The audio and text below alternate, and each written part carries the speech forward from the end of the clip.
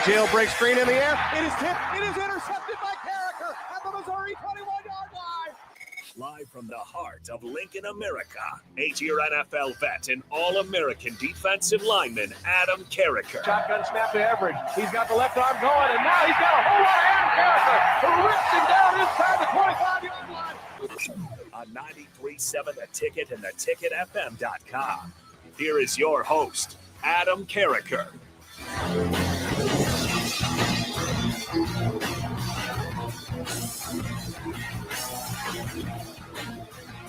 Welcome in, ladies and gentlemen, to the Adam Carriker Show here on 93.7 The Ticket.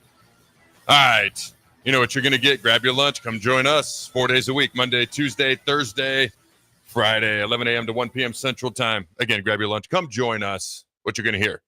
Husker sports, college football, sports in general. What you're going to get, unique insight, unbridled honesty. And producer Jake and I are going to have a whole lot of fun in the process. All right.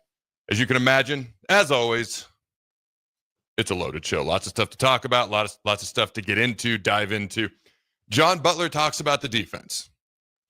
All right. His honest thoughts on the defense, how they want to play, what he's seen, what he's like, what needs to improve. Dylan Raiola had a press conference at the end of last week as well.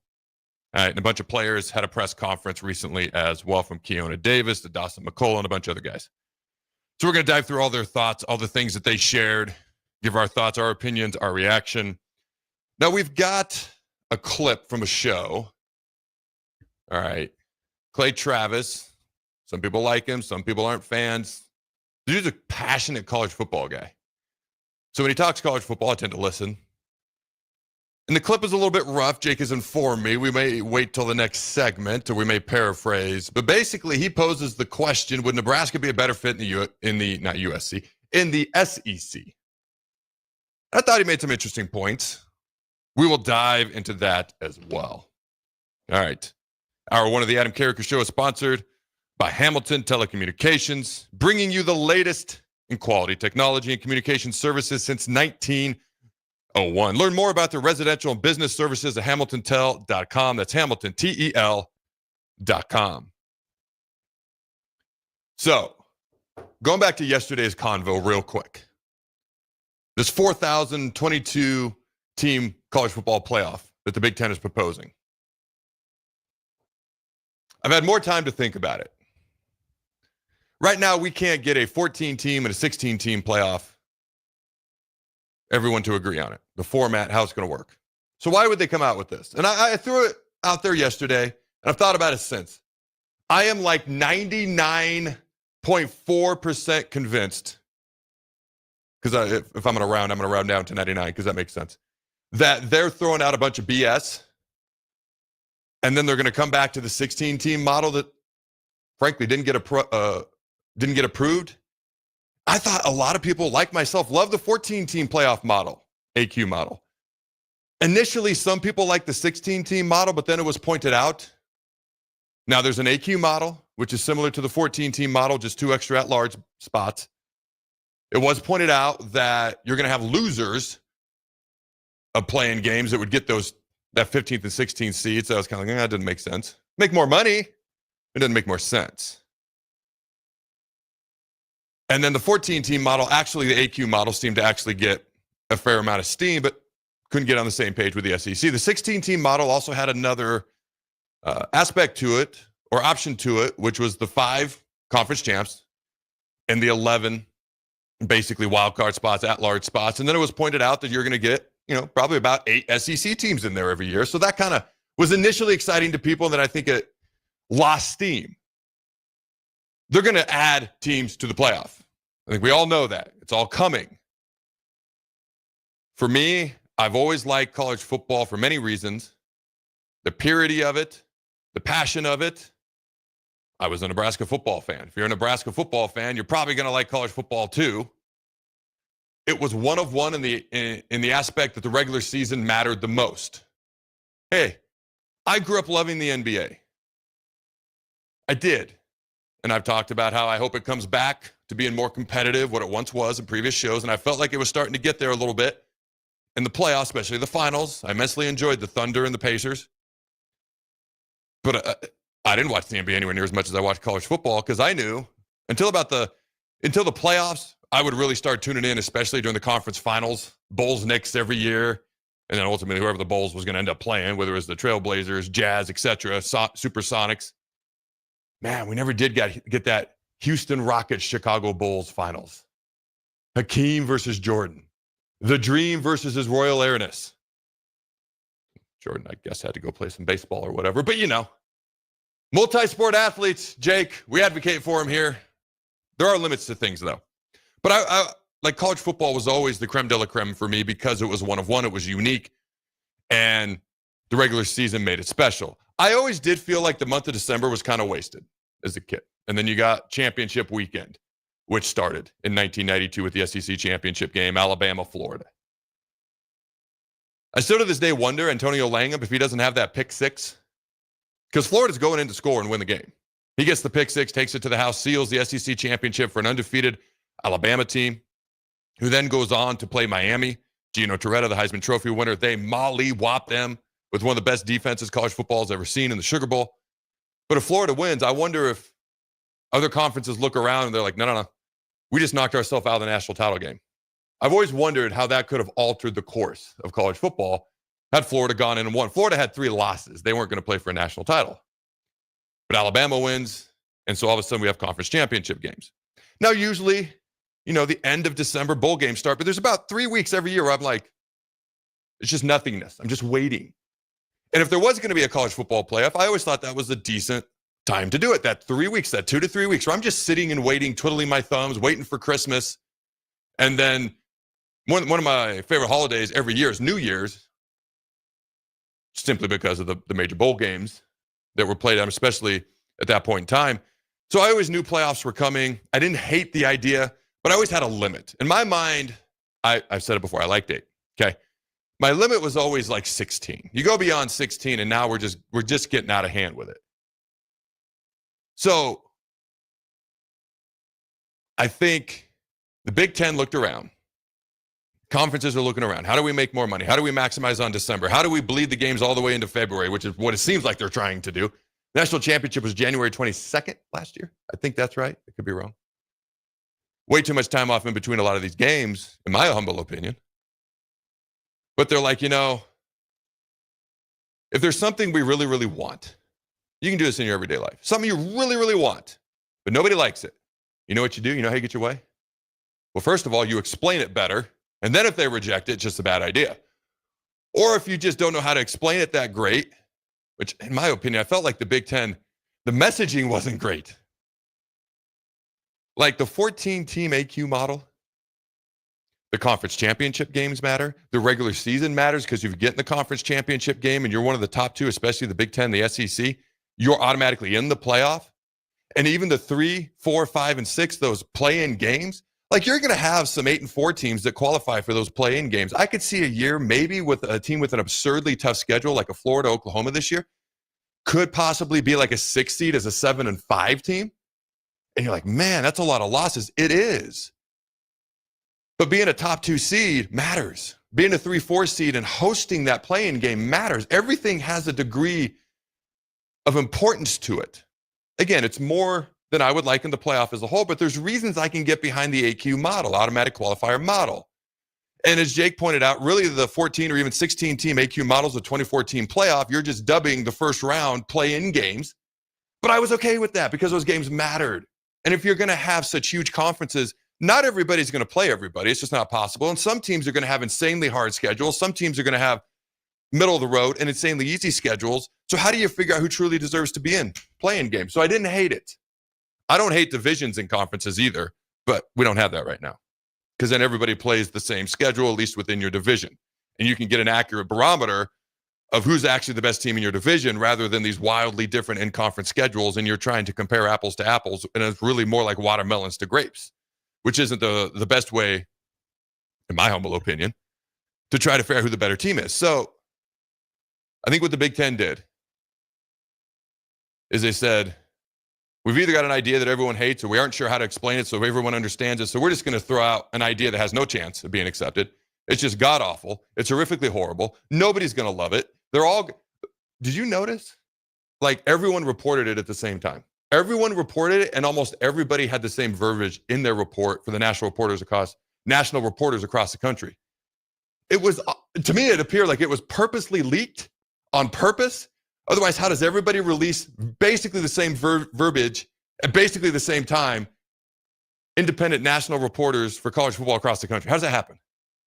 Because eventually they're going to come back to the 16-team model, or they could just do the 14-team and we'd be done with it. 16-team model, and everyone would be like, now that's a great idea. It's kind of like, food. Let's say, what's a food you kind of like, kind of don't like? You don't really like it. You'll tolerate it. Like what's a food you kind of like but don't eat that much, but you will if you absolutely have to, Jake? Broccoli. Okay, broccoli. What's a food you hate? I got it. Yeah. I'm sorry. I got the perfect example. Because, I'm sorry, I didn't mean to interrupt. I asked you a question that I hopped in. I apologize. That's but okay. It popped in my head. Like the 28-team or 26-team college football playoff, 24-team college football playoff is like a human being eating alfalfa. And then someone offers you broccoli. Bam, Jake's all over it. It tastes like ice cream, right, Jake? Yeah, it might. I'm convinced they offered us alfalfa to eat. They're going to offer us broccoli, and everyone's going to hop all over it like it's an ice cream cake. In other words, they gave out such a horrible idea that now when you come back to the idea that wasn't that popular to begin with, 16 teams, I mean, there were some people who liked it.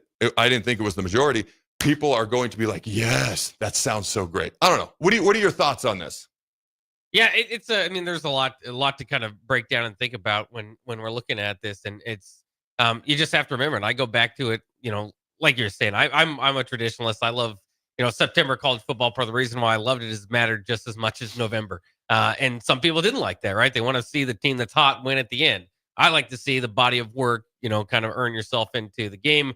Of course, it didn't always work out perfectly when you had that, but it's just kind of interesting to see. I don't completely disagree with what you're saying. I don't know if it was purposely to make you choose the lesser of two evils. I think they did float it out there. And that's what they're saying. Like right now, it's just kind of a baseline idea. It's not something that's been explored all that much. But again, I just go back to the report I saw or the interview I saw with Eli Drinkowitz and the SEC saying the same thing. So I think there is, I think there's actually some legit thought that this would be a better idea, 24, 28 teams. And I'm just kind of torn between it all because I'm not sure what my goal is now as a college football fan. Would a bigger tournament, could that possibly be more entertaining? Yes. Could it be too much? Could it kind of lose its interest? I think college basketball, for as much as we love it, we love the first weekend in the Final Four. The middle, people love too, but it doesn't usually get the same type of ratings. And I think you could kind of get a similar type of deal with football if you expand it too much. Of course, there's all the more games that would be played and put it into it. You have to find a way to navigate how everybody's going to play less games, but the playoff, if you're, the champion's going to play 16 games, you can't cut it too much in the regular season like we were saying last year. And that's what I really liked about college football, kind of going back to that, is you didn't have to win a national championship to have an incredible year. Because from the beginning with the regular season, if you lost once or twice, obviously we know you weren't going to make it to the national championship game, but you could still go to the Orange Bowl, win the Fiesta Bowl, and those were still seen as some pretty darn good years, and you'd hang up banners even for that. And now with everything being so championship focused, it just kind of falls into what we do with every other sport. Again, to your point earlier, and so to get, I like your passion behind which models you like more and less. I think it's just too far gone. I think like you were kind of saying, if you do an 8-team playoff, I think that maybe, that still wouldn't be ideal, but that would be at least in a realm of teams that deserve to play for a championship. So that's where really what we have to kind of get into the discussion of is, what does it mean to deserve to play for a national championship if we're going to allow 3-4 lost teams in? What are we looking for? But that's already happened. Ohio State would have never won the championship any other year in college football history. We changed the playoff. And again, maybe some people like it. Hey, they're the hottest team. They're the best team by the end. My argument is, kind of what are we supposed to compare this to historically now? because again, Ohio State wouldn't have had that chance in any other season. So some people like that. Again, maybe they were the hottest team. Maybe that's what you want to crown your champion. And a lot of people do. A lot of people like the playoff, but the bigger you get, obviously, the more games there would be, the more chance for the top teams to lose. And maybe you like mayhem. Maybe that's what people want. But for me, I kind of like a season-long champion. And so whether you go to 14 or 16 or 24 or 68 like the college basketball, the regular season just cannot be saved, or at least compared to what it used to be. Well, they're going to 72, as I think we mentioned yesterday in college basketball, the NCAA tournament. They want to go to it down, 70. They did turn it down. Yeah, they are. But I mean, it's shocked. on the table, so they might do it. They'll come back couple to it. Years. Yeah. Because why we needed to go to 68 from 64, I didn't understand to begin with. But you make a great point about the college basketball tournament, because everyone will point to how FCS does their thing. By the way, they cap it as a 16-team playoff if you want to bring up the FCS. Again, I'll ask you, how many regular season games of the FCS did you watch if you're going to point to their playoff system? Because I'm going to point to college football's regular season being what always excited me and a lot of other folks the most. So if you're going to point to how they do their playoff, I'm going to ask, well, how do you pay attention to their regular season? Because that's what I pay attention to. Okay. But with the NCAA tournament, you're right. It's really the first round and then the Final Four. College basketball's popularity is built around 3 rounds of games. The round of 64, the round of 4, and then 2, the championship. Their entire season's based on that. I wonder if maybe things were done a little bit differently. People would tune in more throughout the regular season beyond just to watch their local team. Beyond just watching Nebraska or the Duke. Like you're flipping through ESPN. Oh, Duke of North Carolina's on. I'll watch this for about 10 minutes. Okay. And I wonder how many people realistically watch it beyond that consistently on a national level. No, college basketball is extremely regional and, to your team. And I think college football is not. Obviously, like you said, there's Duke, North Carolina, there's certain matchups you turn into, but yeah, I mean, that's the only one I can think of. Could go into that. Yeah. Okay. And I love college basketball. And if it were up to me, UConn would be in a Power 4 conference. But that just tells you how much power college football has over college basketball. UConn, a dominant force in men's and women's basketball, is not a Power 4 team because they're a football team. Yes, they do have a Division I football team, if you didn't know that. But they're not a Power 4 team, even though their basketball programs would scream it to high heavens because of the football team. And so you talked about what would the goals be? Well, first of all, if it were an 8-team format, or even 12, if they were going to stay at 12, this is never going to happen. I know this is an alternate universe with which I may live all by myself in, but that's okay. There would be 4 balanced conferences, not 2, and then everybody else. That's not the world we live in, but you start with 4 balanced conferences. I think that would make more sense. I never liked 5. Part of me always thought that maybe the Pac-12 and Big 12 could kind of merge a little bit. The Pac-12 obviously is just Washington State, Oregon State, and then the teams that are coming, like North Texas, etc. But at the time, I always felt like if the Pac-12, Big 12 could kind of merge a little bit, the Big 10 was rock solid, the SEC was rock solid, just make Notre Dame join the ACC. I always thought, just between you and me, make UCF a non-Power 4 team again, and maybe those 3 Florida schools could actually get better, like consistently be what they were when you and I were growing up, top 10, top 5 teams, and then the ACC becomes strong. Then you got 4 relatively balanced conferences. We're never going to have that. I understand that. But that was one thought. My goals for college football were keep us one of one. So what makes us one of one? Because you were right, the bowl games, for a long time, if you didn't win the national title, obviously, like you're a Nebraska fan, you want to be in that title game, you want to win the national title. But winning the Big 8, winning the Big 12, going to the Orange Bowl, beating Oklahoma, those were big deals. Those were ginormous deals. Those things don't matter as much anymore.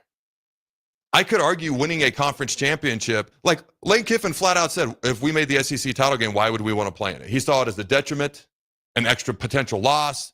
He saw it as I could get guys hurt or I could have a bye week. You know what I mean? And Oregon sure didn't help them out at all. The teams with the 2 worst regular season losses in all of college football last year played for the national title. Notre Dame lost to Northern Illinois. Ohio State lost to Michigan again at home on their home field. And it didn't matter. All that mattered was the second season. You're going to start hearing this second season. What happens in the first season?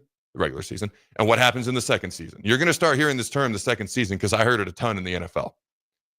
Coaches would say, all we got to do is get in the playoff. Yeah, you want the home field, and yeah, you want the bye, and yeah, you want this. We just got to get in. And then anything can happen. And then what happened in the regular season literally doesn't matter anymore. So I heard that a million times. You're going to start to hear the term second season. So for me, what made college football one of one was the regular season. I don't know that we're ever going to get back the exact prestige of what the bowl games used to be. I think they can maintain a certain value. I don't think they're ever going to be what they once were. It'd be really hard to get back to that. So maintain the value of the regular season. You got to factor in trying to maximize revenue because that's part of the sport now if you're going to pay your labor force. All right. And how do we have an exciting playoff that doesn't take too much from the regular season and allows you to find a true national champ? So regular season, how do you generate more revenue? It's got to be factored in. It is a business. An exciting playoff that does not take away from the regular season, yet crowns a true national champ. Because there was a lot of years. I mean, you look back, shared national champs in the 90s.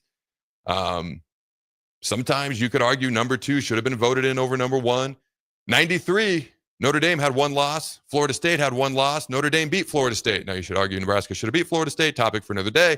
But Notre Dame fans could argue they should have been national champs that year because they beat the number 1 team, had the same record. In any world that you live in, the tiebreaker between 2 teams who faced each other and have the same record goes to the team that won. But the pollsters, their opinion said, no, it's this team in Tallahassee, not the team in South Bend. That's going to be our national champ.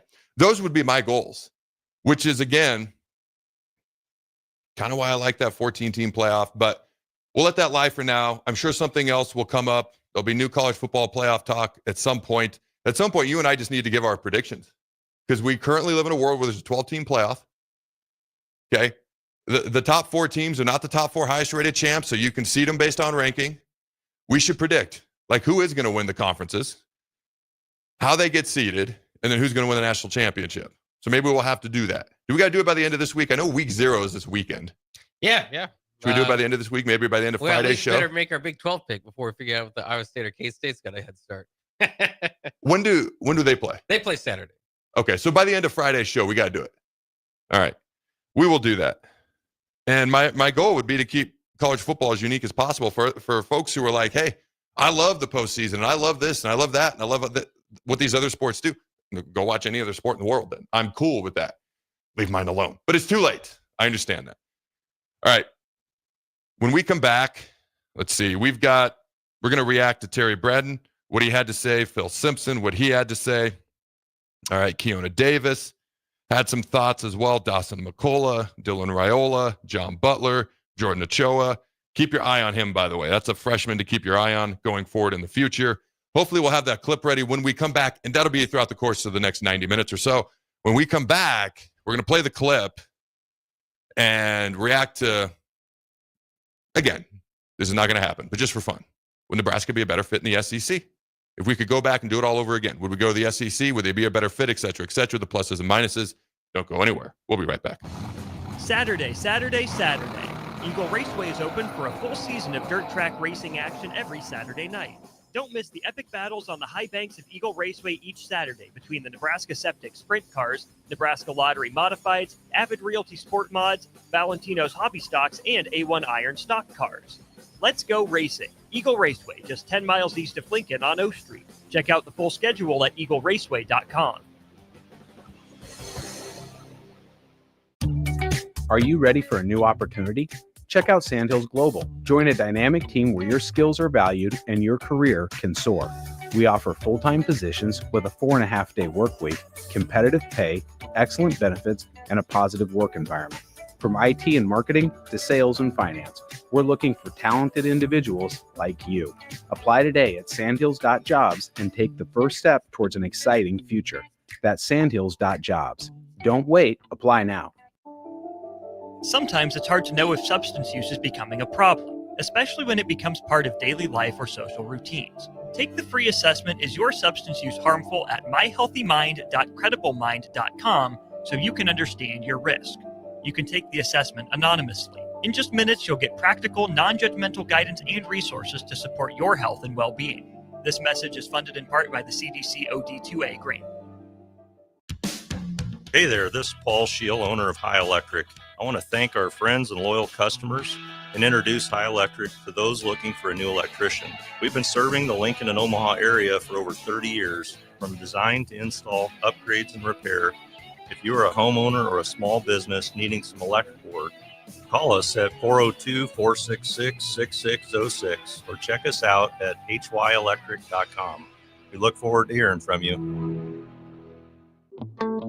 Wall to Wall Wine and Spirits is your place in North Lincoln to go for all your needs in wine, spirits, and beer. They also have a large variety of cigars in their walk-in humidor, and they have a top-notch walk-in temperature-controlled high-end wine room. Plus, you can enjoy free samples from their tasting bar. There's only one place to go for all your needs for spirits and cigars. That's Wall to Wall Wine and Spirits on North 27th Street in Lincoln.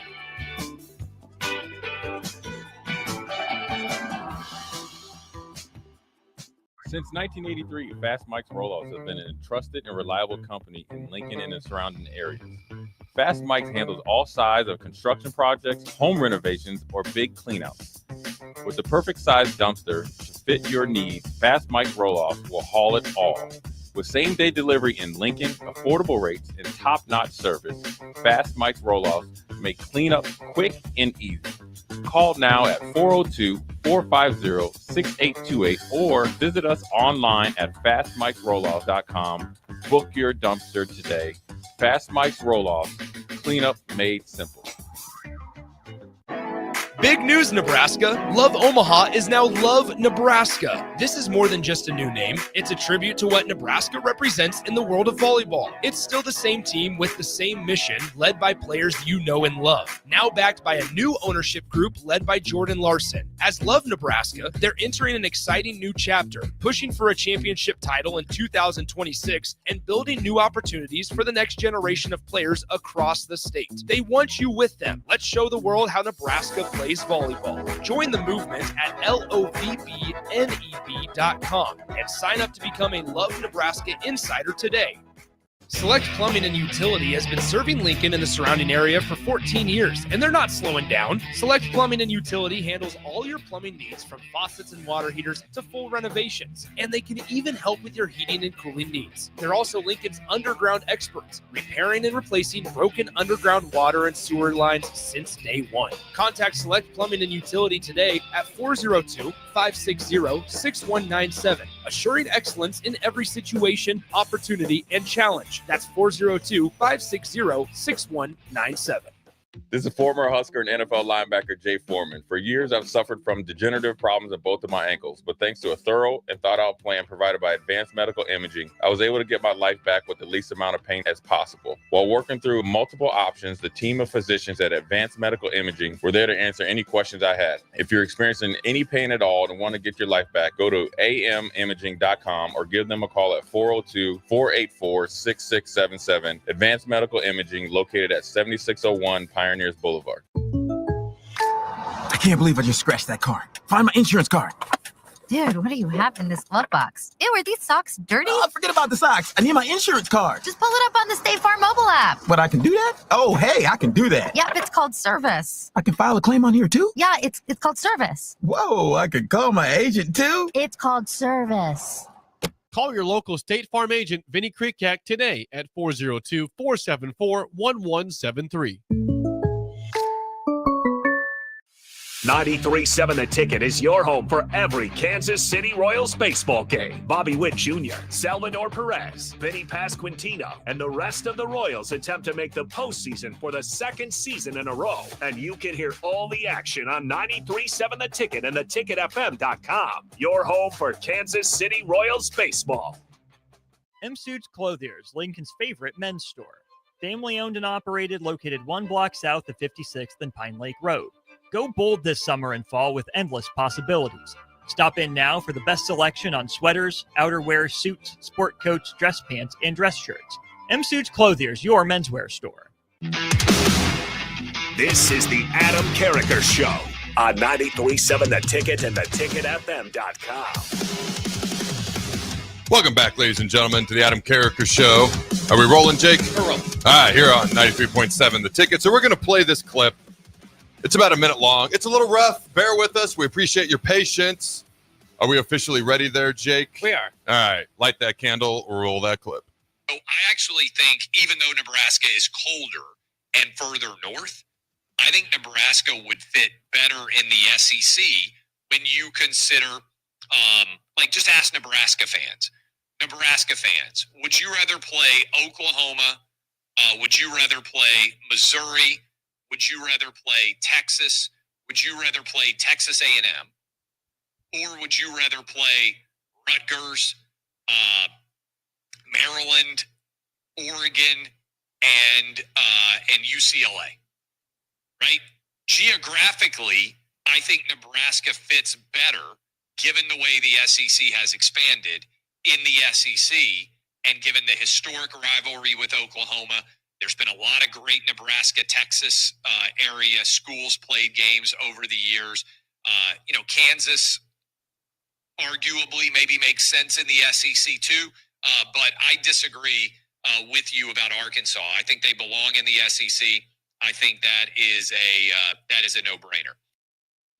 So a couple of disclaimers. Well, first, I want to hear what everybody at home has to say about this. What are your thoughts? Text us in. Let us know. Would Nebraska be a better fit? Okay, if they were in the SEC. What's that number, Jake? 402-464-5685. All right, so here's my disclaimer. We're not going to the SEC. We're also not going back to the Big 12. I know a lot of people wouldn't hate that concept. If Oklahoma and Texas were still in the Big 12, it'd be even more of a popular concept, especially that Oklahoma-Nebraska rivalry being renewed and being able to be played in the Big 12. Obviously, we're not going back to Big 12. We're not going to the SEC. This is, if we were in charge and we could just do whatever the heck we wanted to do world, okay? The ideal utopian world, if you're a Nebraska fan, would Nebraska be a better fit in the SEC? Now, he purely went who we're going to play route. Like, we'd be is Missouri cold in the winter? Kind of. It can be, yeah. I mean, I lived in St. Louis, we'd definitely be the coldest state involved in the SEC. I don't hate the point about playing Oklahoma. I miss Oklahoma, Nebraska. I just saw a list the other day, greatest college football rivalries. When I was a kid, it was like Michigan, Ohio State, Nebraska, Oklahoma were like 1-2. Then you'd see Notre Dame, USC, Florida, Georgia. Those other ones pop up. Texas A&M. Then about, 5-6 years ago, Oklahoma, Nebraska were like 10th. Like we kind of fell from like second or third to 10th. Now we're not even on the list. We don't play each other enough. I miss that. I love that. And I love some of the teams that he mentioned potentially playing. We can or cannot play Texas, whatever, But what are your thoughts on this? Because there's a lot more that goes into it rather than just who we'd play. Because he compared some of those matchups to, UCLA or Rutgers or Maryland. And I get all that. I have an additional thought and idea that goes beyond just who we play. The revenue, Big Ten teams actually make more money per school. If we want to take revenue out of this, okay, it's not our money, so let's just say we don't care. All right, but what was your reaction to this, Jake? And if there's any text on the text line, let me know. Yeah, it's kind of interesting. I do think, he cherry-picked some teams there. If you pick like the worst teams from the Big Ten, you'd be interested in. The best teams for the SEC, you'd be interested in. So you didn't do that. I would say at least compared to Iowa, Minnesota, Ohio State, Michigan. Those are some teams that sound a little bit more exciting for the Big Ten.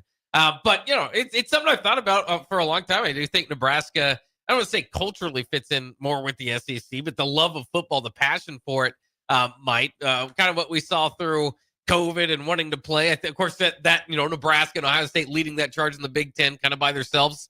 The SEC, of course, wanted to play. So, I think, again, culturally, Nebraska and South Carolina and Tennessee, and these are not the same thing. But football-wise, it might fit in a little bit there. I think it would be interesting on so many fronts. Obviously, I think it would be tougher for Nebraska to get an easier schedule in the SEC. We talk about the SEC being overrated, but then you also think about all the fun matchups that you would have there. It's tough to say because Nebraska has struggled to regain its footing in the Big 12 North and the Big 10 West. So I think going to the SEC, that might be a little bit of a difficult deal as well. But altogether, it would be a lot of fun. The one deal here is Clay Travis is assuming the SEC wants to expand beyond the South. They've pretty much stayed Southern, Missouri, and at least if you go to South Missouri, it's Missouri. So, that's Southern to a degree. Oklahoma can kind of be, factored in there. But they really don't go outside haven't gone outside their footprint, whereas the Big Ten wanted to expand nationwide. So that would be one thing that I would kind of hesitate on there. But, I guess I wouldn't hate it. I think it would be an interesting idea. I think that Nebraska might be more interested than the SEC is with that idea. So conference, whether a conference adds teams or doesn't add teams, or maybe eventually one day they don't keep certain teams. We've talked about that potentially in the past. It's all about the money. I call it the money pie. All right.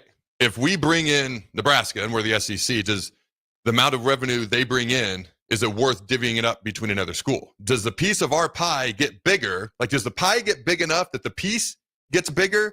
Or does this additional piece that we have to cut out of revenue that we have to give to Nebraska, even though they're bringing in more, does my personal piece of the pie get smaller? And I think Nebraska would bring in enough that it would be worth it. That's really all they care about. Let's be honest with you. All right, so the pluses and minuses, in my opinion, to the SEC, I do like some of the matchups better. You brought up maybe a tougher conference schedule. Depends. Are you Missouri or are you Oklahoma? Like, it depends on which conference schedule you get. You can say that in the Big Ten as well. We're sitting here with the 18th ranked strength of schedule in the Big Ten right now when it comes to our conference schedule. But we can't just overlook the fact that we'd have 8 conference games, okay, not 9. We'd have a third bye week, a.k.a. the patsy we'd play right before a rivalry weekend to end our conference schedule. We'd automatically be a top 25 team every year. Why? SEC logo, top 25. It's just automatic, it seems to me, in the pollsters. I kid, sort of. The one thing that stood out to me was it would be, because a lot of times some of the higher ranked recruits tend to be California, Texas, Florida, and the deep South. Okay, Georgia, those other schools, Louisiana. It would be easier to get those kids on campus because instead of Nebraska, like the coaches have said, the toughest thing is just getting them here. Once we get them here, they love it. But if you see Nebraska on your screen and you see them and you're more familiar with them, it's much easier to get them there. I could argue it'd be easier for coaches to recruit, and that would help us in the recruiting trail. One thing that I think has hurt us since we left the Big 12 is we lost our pipelines to Texas because we're not on those Texas high school kids' TV screens anymore, not near as often anyways. So for me, it could help us in recruiting. When it comes to matchups, he did cherry pick. I'll be honest with you. I mean, I enjoy the Nebraska-Iowa rivalry, but I miss the Oklahoma one more. Would I miss Minnesota, PJ Fleck? Did we play them last year? No. See, I can't even tell you. Yeah. It was a joke. I knew we didn't play them. But my point is I wouldn't miss them that much. Like, there's certain things that I miss from some schools that, like an Oklahoma. I know Kansas State, they're in the Big 12. You briefly brought up Kansas, etc. Possibly more. I mean, they would help the SEC in basketball quite a bit. I don't know if the SEC would be ultimately interested in them because college football is king, although Kansas is doing better in football. But the thing that stood out to me was it might be easier to recruit. Not that we haven't had a good recruiting class, just might be easier to recruit. Although it's more about the money that you're offering than it's ever been back in the days when only one conference was really doing it. But I digress, okay? Which has leveled the playing field.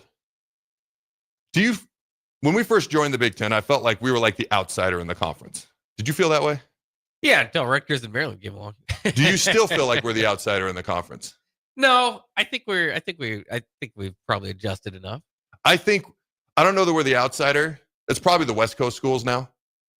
Although Oregon walks in and wins the conference championship, easy for me to say. But I still feel like we're the school with the target on our back. If you want my humble opinion, I still feel like we're kind of the school with the target on our back. When you walk in and you've got a little bit of something to you, and you're brand new, and there's schools that are already there, it's got a little bit of something to them. I felt like it was like, all right, it's all of us, and then Nebraska, you're the outsider. But we're still that school that people know if we get some momentum, we can get rolling. And so I still think it puts a target on our back to kind of keep us down. Like, we got to keep you down. And again, I'm not going to go down the Big Ten officiating rabbit hole and all that stuff. I think they love having us in the Big Ten because of the revenue we bring in. I think the more good teams you have in the Big Ten, obviously it's better for the conference as a whole. But I don't think like Ohio State, Michigan, we got to get to the point where we are competing and beating them. But in the meantime, I don't think they hate, hey, we're up here, Nebraska's not here, and keeping them down actually helps make our individual programs better and elevates us more rather than us having to directly compete with Nebraska as one of the top 3 or 4 programs in the Big Ten, which everybody's competing with everybody, but certain people are on another level right now, and we're trying to get to that level. Does that make sense? And is there anything from the text line? Yeah, that makes sense. But I still think the Big Ten would rather have gotten a little bit more back from Nebraska than keeping them down this far. But we'll see. Looks like you tried to curve it off by saying, "Hey, we're not going back to the Big 8, Big 12." We still got messages saying, "I want to play Kansas, Kansas State, Iowa State, Missouri." But they want them all in the same conferences. They want the Big 8 and Big 12 back. But the Big 12 is, even if you went to the Big 12 now, it's not what it used to be. So that wouldn't happen in any case. 3764 says Osborne spent way too much time and way too much of Nebraska's money running from Texas for Nebraska to ever consider joining a conference that includes the Horns.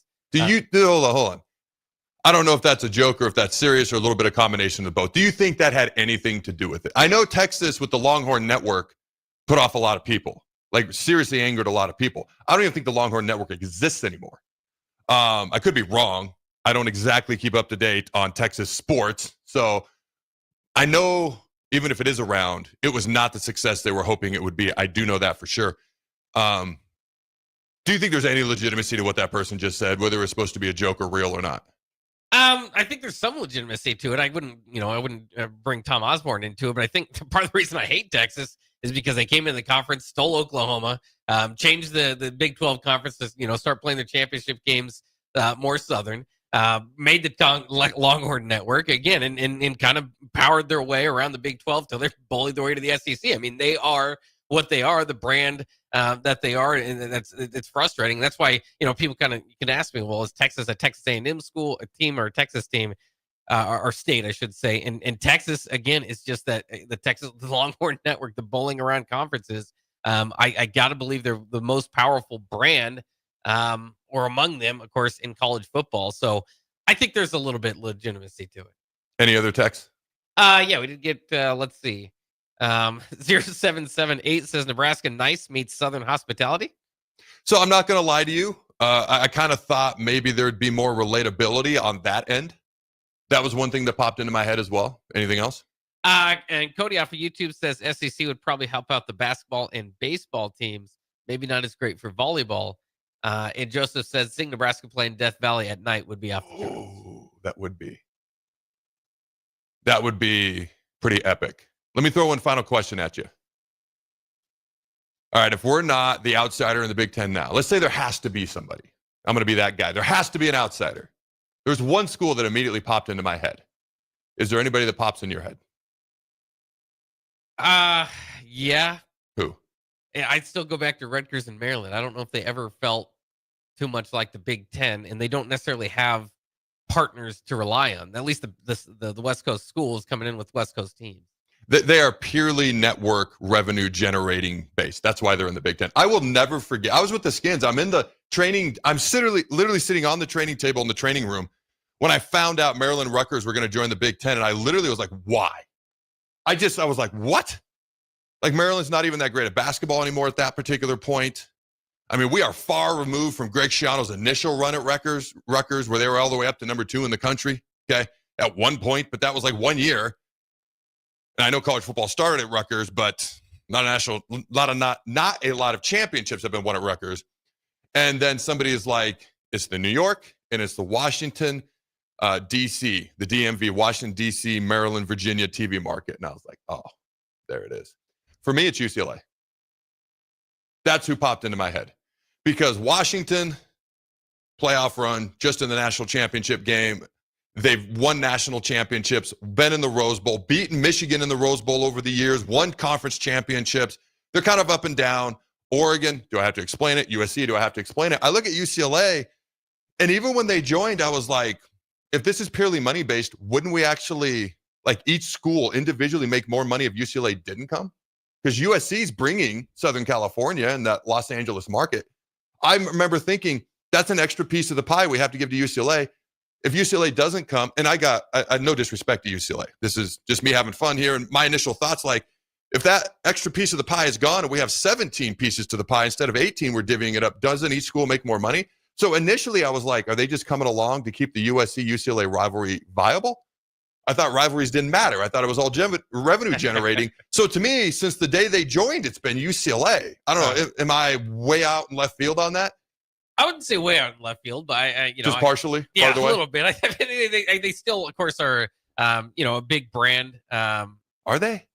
Well, I would say so in all sports. They're like the best non.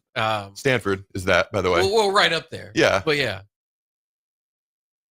I know they're good in basketball. Like they're not what they once what I was were. trying to say, yeah. Yeah, they're not what they once were in basketball. No. Softball's really good. Baseball's good. But like, if you were to list the top 15 brands in the country, would UCLA be among the top 15? I think so. I mean, especially I think if you start to talk internationally, if people know colleges at, in the United States, I think UCLA would be one of the top ones. I want to know what the people on the text line have. And to be clear, I always liked UCLA growing up. I liked their color scheme. When I was young, they were playing in the Rose Bowl, seemingly against Wisconsin every freaking year. Cade McNown, all those guys, Deshaun Foster, who's now the head coach, was the running back. Like, I grew up a UCLA fan. I always rooted for them to beat USC. This is not an anti-UCLA thing. It's just a genuine, I'm curious thing. If you were to pick one team in the Big Ten that's an outsider, who would it be to you? Let us know on that text line. Don't go anywhere. We'll be right back.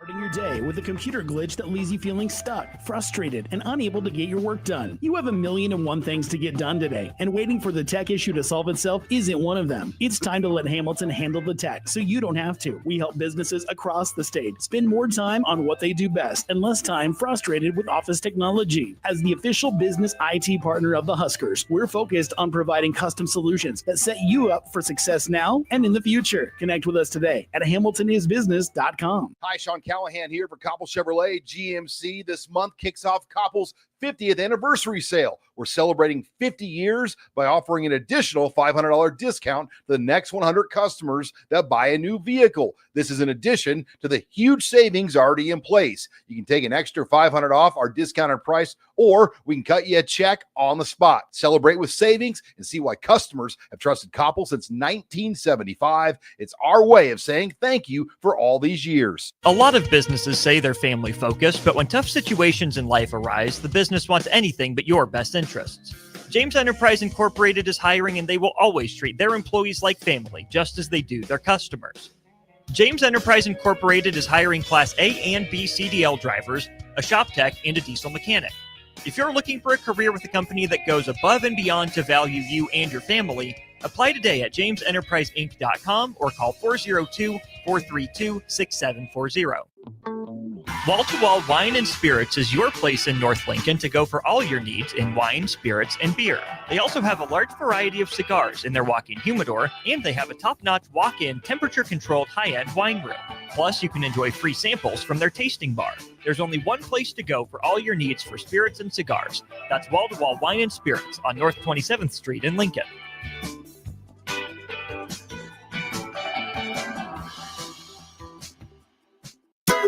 Hog Wild's giant stuffed baked potatoes are anything but basic and really hit the spot when you're craving a little comfort food. Nothing is more satisfying than a Hog Wild baked potato loaded with butter, sour cream, cheddar cheese, bacon bits, and chives. Add your choice of a Hog Wild house smoked meat like pulled pork, chicken, or brisket for a little extra. Order online at GoHogWild.com. Hog Wild Pit Barbecue, 3210 Cornhusker Highway in Lincoln. But don't be late, we close at 8. There are great Mexican restaurants all over town, but there is one that is especially worth the drive from any part of town. Tacos Los Hermanos at 70th and Havelock. Cool off this summer with a delicious horchata or other special drinks, and grab one of their famous taco boxes for a group of friends or coworkers to enjoy, full of birria tacos and many other options. Don't forget their great desserts like tres leches, flan, and cheesecake. Get to Tacos Los Hermanos for lunch or dinner today at 70th and Havelock in Lincoln. Are you looking for an exciting new way to put your skills to work?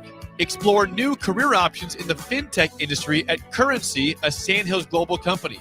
We offer full-time positions in financial sales, compliance, operations, and other fields. We also offer a 4.5-day work week, an attractive benefits package, and opportunities for advancement. Put your motivation to work and grow with us at Currency. Visit gocurrency.com/careers to learn more. Hey fans, there's more winning at Amigos with the VIP Game Day giveaway. Every app scan is your chance to win premium tickets to a Nebraska football, basketball, and volleyball game, along with exclusive game day perks. And when Nebraska goes to a bowl, the winner also gets 2 tickets, lodging, and airfare to the bowl game. Weekly semifinalists will win free food for a year. Go Big Red. Eat at Amigos and enter to win. Amigos is celebrating 45 years with exclusive Nebraska Legends collectible cups featuring Tom Osborne, John Cook, and some of your favorite Huskers. For every cup sold, 50 cents goes to teammates. Show your Big Red pride by getting all 4 of these collectible cups at Amigos. This is Tom Osborne with the Teammates Mentoring Program. We have students on the waiting list for a mentor, and we want you to join the team. Learn more about mentoring and support teammates by visiting Amigos. Big news, Nebraska. Love Omaha is now Love Nebraska. This is more than just a new name. It's a tribute to what Nebraska represents in the world of volleyball. It's still the same team with the same mission, led by players you know and love. Now backed by a new ownership group led by Jordan Larson. As Love Nebraska, they're entering an exciting new chapter, pushing for a championship title in 2026 and building new opportunities for the next generation of players across the state. They want you with them. Let's show the world how Nebraska plays volleyball. Join the movement at lovneb.com and sign up to become a Love Nebraska Insider today. This is Bill Mitchner, Executive Director of Lincoln Lighthouse. Did you know Lighthouse provides multiple programs for students such as one-on-one tutoring and mentoring, as well as pro-social skill exercises, while providing them a nourishing meal and a safe space during all months of the year, even during school breaks? Learn more or contribute to Lighthouse at lincolnlighthouse.org today.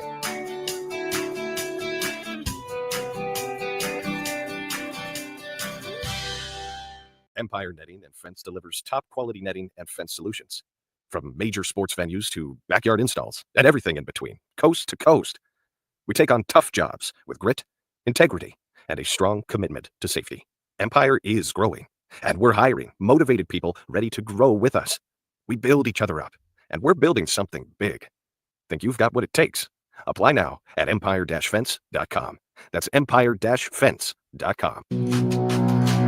This is the Adam Carriker Show on 93.7 The Ticket and theticketfm.com. Boom! Welcome back, ladies and gentlemen, to the Adam Carriker Show. This is going to be a quick, short, lot 'em up segment. We have some texts from the text line, and Jake tells me that some of you disagree. How dare you? What do we got?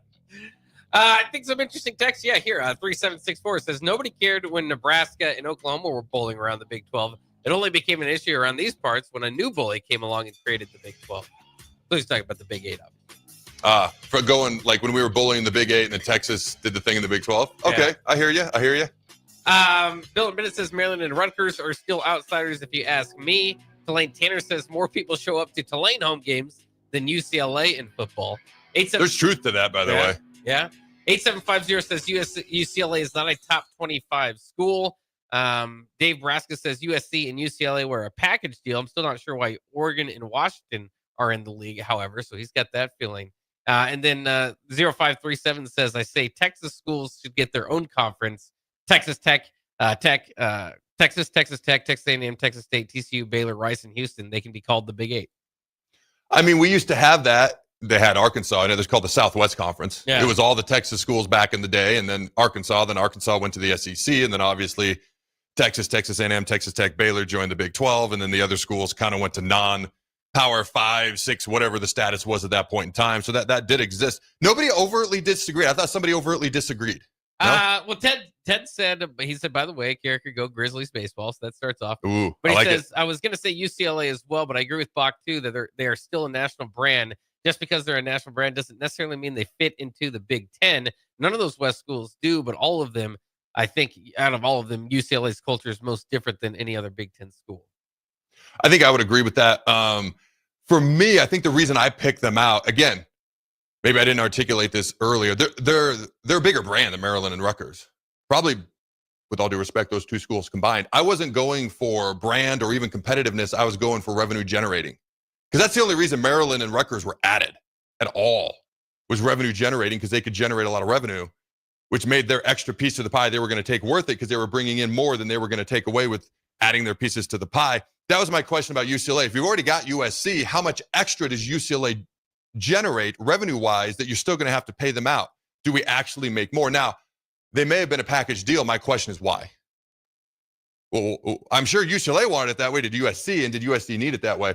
Just keep in mind, one of the most sought-after brands that's still out there, not in the Big Ten, not in the SEC, is North Carolina. Probably the most sought-after single brand over Florida State, Clemson. And it actually, Virginia may actually be number 2. There may be some debate between Virginia, Clemson, and Florida State, but North Carolina is number 1. The issue with North Carolina is due to how their board is arranged. Like, there's a lot of NC State folks on there, and due to some of the stuff that they do, it is a package deal, North Carolina and NC State. So that is something when we're talking about conference realignment at some point in the future, whenever that comes back up again, because at some point it will, you have to keep in mind the number 1 brand out there that's not Big Ten or SEC related, North Carolina, is a package deal with NC State. What if Duke becomes a non-Power 4 team in basketball? Maybe them and UConn, and they can start just this major basketball conference of some sort. Well, that's what's a lot of people are not looking forward to when North Carolina leaves. Duke's probably not going to come along. And so, again, the football decisions are kind of ruining basketball rivalries there. Here's the one that the text that I forgot to mention was from 8750. Says, lifelong Big Ten guy. The Big Ten is not keeping Nebraska down. Poor choices in leadership have kept them down. What I'd say keeping us down, I said they don't mind us being down. And I'm looking at it more from the point of like Michigan, Ohio State, Penn State, the people up top. I'm sure the Big Ten as a whole, they would like Nebraska to do better. I'm telling you right now, people can mock Nebraska all they want because it's an easy target. The instant Nebraska starts doing well, whenever that is, hopefully this year, people will jump on board immediately. Again, remember after the Colorado game, Nebraska was all over the net, and Colorado wasn't even ranked. Now, they were highly talked about, but people were jumping on. Then, some games happened later on down the road. People hopped off quickly too. But people, as much as they want to poke fun at the Big Red, they want Nebraska to be good because it's a major brand. It gets a lot of clicks, and national pundits aren't lost on this, and they will hop on that bandwagon quick as a hiccup. Hopefully, we give them a reason to this year. Just keep in mind those of us that have been here all along, if and when that happens. Right, Jake? That's right. All right, don't go anywhere. Hour 2 of the Adam Carriker Show when we come back. Saturday. Eagle Raceway is open for a full season of dirt track racing action every Saturday night. Don't miss the epic battles on the high banks of Eagle Raceway each Saturday between the Nebraska Septic Sprint Cars, Nebraska Lottery Modifieds, Avid Realty Sport Mods, Valentino's Hobby Stocks, and A1 Iron Stock Cars. Let's go racing. Eagle Raceway, just 10 miles east of Lincoln on O Street. Check out the full schedule at eagleraceway.com. Rosie's Sports Bar and Grill, open for lunch and dinner at 1501 Center Park Road, just south of 14th and Highway 2. Since 1983, Fast Mike's Rollouts has been a trusted and reliable company in Lincoln and the surrounding areas. Fast Mike's handles all sides of construction projects, home renovations, or big cleanouts. With the perfect size dumpster to fit your needs, Fast Mike's Rollouts will haul it all. With same-day delivery in Lincoln, affordable rates, and top-notch service, Fast Mike's Rollouts make cleanup quick and easy. Call now at 402-450-6828 or visit us online at fastmikesrolloffs.com. Book your dumpster today. Fast Mike's Rolloffs, cleanup made simple. M. Suits Clothiers, Lincoln's favorite men's store. Family owned and operated, located 1 block south of 56th and Pine Lake Road. Go bold this summer and fall with endless possibilities.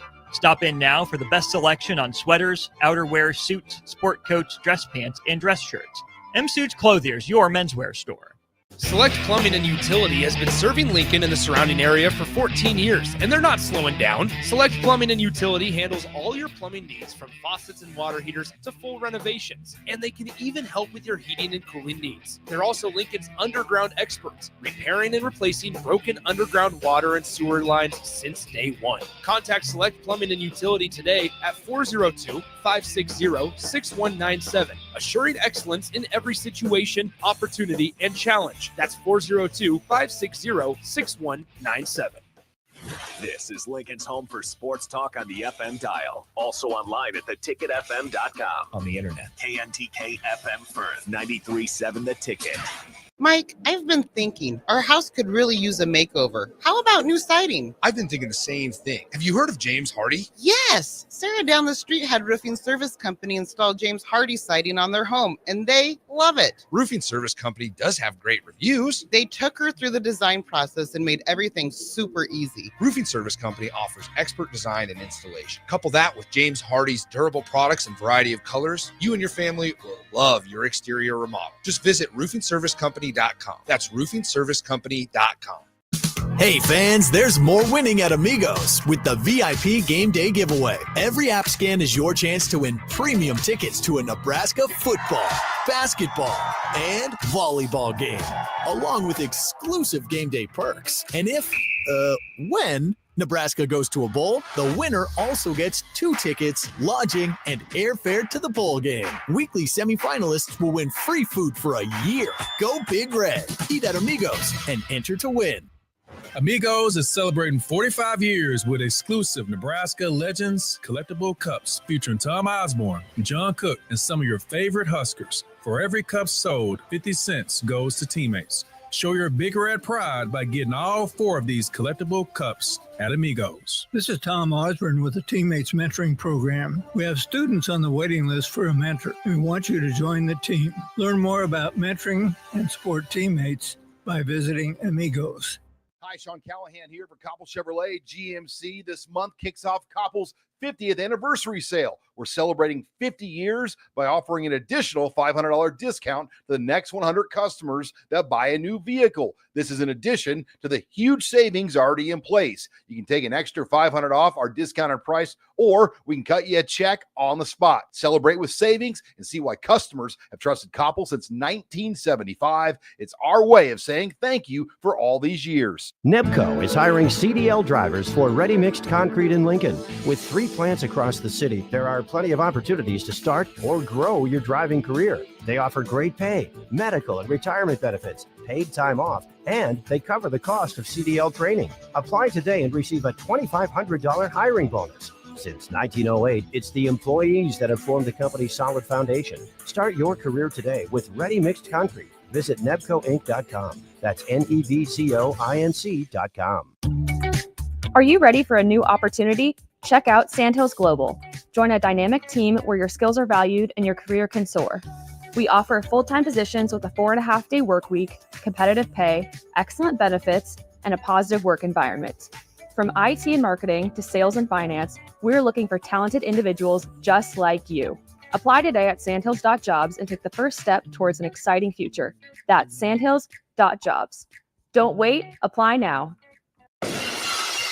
This is the Adam Carriker Show. Position right of the quarterback, out of the shotgun, 1st and 20. Jailbreak screen in the air. It is tipped. It is intercepted by Carriker at the Missouri 21-yard line.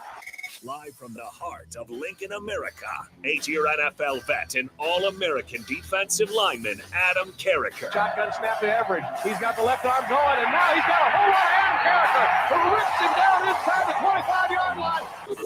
On 93.7 The Ticket and theticketfm.com. Here is your host, Adam Carriker.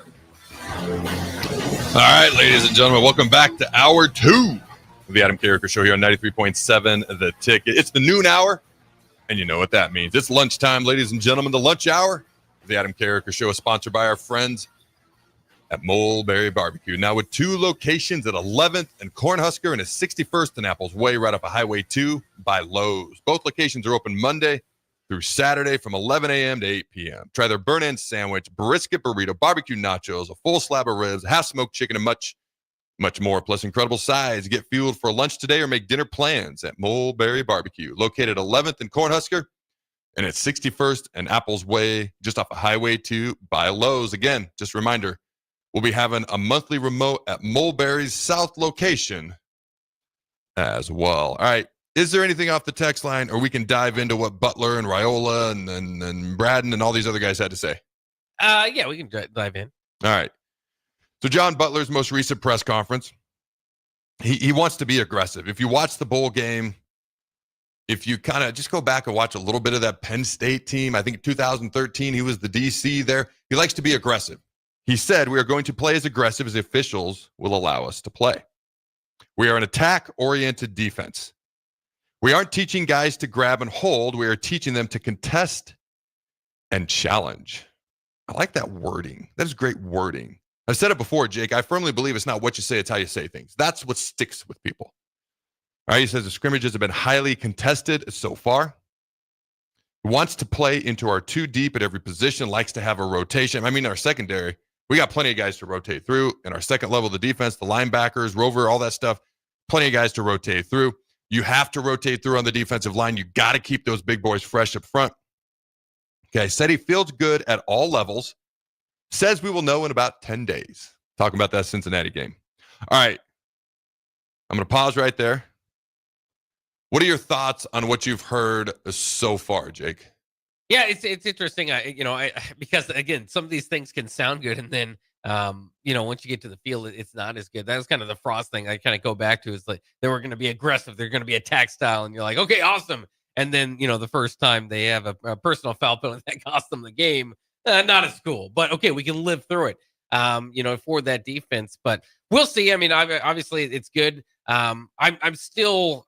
It's not just Nebraska. It's all together. And I was talking about this the other day. It's just how good will tackling be? Not that it's been a problem at Nebraska or very problematic. Again, Caleb Johnson run. There's times when it will always pop up, but just the limited amount of tackling that they're allowed to do now, compared to in your day and before that, it's still kind of boggles my mind because coaches like openly talk about it. They're like, yeah, it's just, it's an additional challenge we have. So that again would be a little bit of a concern, but that's nationwide, not necessarily Nebraska. In my day, I'm 41. How old are you trying to make me sound? In my day. Hey, when you were playing, they still had highlights of guys getting lit up on punt returns and going across the middle. Yes. I mean, it was still a lot of hard hitting football. Dude, I remember watching multiple highlight tapes my rookie year, the hardest hits in the NFL, because it was my first year in the NFL. It popped up. I watched it, and then more popped up, and I was like, man, this is great. Those would all be fines, ejections, all that. I was going to say good stuff. All that stuff that we have to deal with now. So Rule did address tackling in his most recent press conference, said tackling has improved. If you remember before Rule got here, Tony White got here, tackling was not good. And year one, that was a huge emphasis. And we were, dare I say, a really good tackling team. Now, what came along with that, there wasn't a whole lot of strip attempts. There wasn't a whole lot of, INTs that particular season. So then last year they emphasized more getting turnovers, and we had a couple of pick sixes, and the defense scored some touchdowns, but the tackling wasn't quite the same. It's a little bit of walking that line. You can't have everything. Like, you can't be the best pass protector and run blocker in the world. Is there one you're going to emphasize more than other based on your scheme? How balanced can you be at trying to be good at as many things as you possibly can? All right. So you don't have gigantic holes in your game, but there are certain things you have to be good at. And if you're a defender, you got to be good at tackling. You also want to force turnovers. So it's kind of walking that line. Rule said the other day, the tackling is improved and the tackling looks better this year. Now you still want to force turnovers. So if you're just tackling, I would say just tackling, but if you're just going for the tackle, there's an element to that. There's also an element of when the next guy comes in, what does he do? Does he help ensure the tackle? Well, the odds are you're going to go through the roof that you're going to make the actual tackle, or does the next guy come in and try to strip, which increases the odds of forcing a turnover, slightly increases the odds of a broken tackle as well. Does that kind of make sense? Yeah. So I think that's what every coach balances. To your point, you can only work on it so much. At least we didn't have to bring in a tackling consultant. As far as being aggressive, I will always err towards being aggressive. Now, you don't want stupid penalties. You don't want to be hitting guys 5 yards out of bounds and, personal foul penalties. But as a defensive lineman, like, if I had to choose, like, I'm going to be slightly delayed off the ball, but never go off sides. Or I'm going to try to be flying off the ball with the ball when it's snapped, and every once in a while I go off sides. I'm going to choose the latter. I'm going to choose the being aggressive. It's impossible to be with the ball every single time and never go off sides. You know why? Because we're not machines. It's just not going to happen. So I would always err towards being more aggressive. That's just me. And I think that's what Butler is saying. We're going to be as aggressive as we can possibly be, as the rest will allow us to be within the rules of the game. And so that's just kind of his mentality. Again, I go back to the Boston College Bowl game. You saw two things. You saw a lot of guys in the backfield, a lot of tackles for loss, a lot of guys penetrating from our defense versus their offense. And you saw, a couple of big plays here and there from Boston College as well. A lot of that is youth and guys gaining experience too.